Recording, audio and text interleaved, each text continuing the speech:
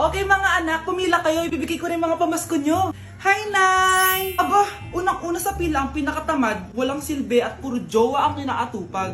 Oh, eto, 20. 20 lang?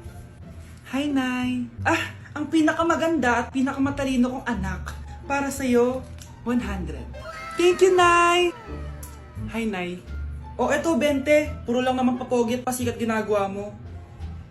Ah, ang pinakagwapo at pinakamasunod kong anak.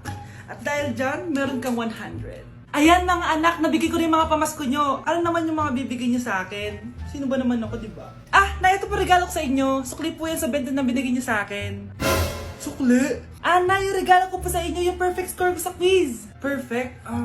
Pwede na. Ah, Nay, regalo ko sa iyo yung 10,000 na followers ko sa TikTok. O, diba? 10k followers. Nay, ito po regalo ko. Ah, buti pa si Kyle may regalo sa akin. Di tulad ng iba dyan. Kyle, ano to? Pampapayat po, Nay. Baka kailangan nyo po.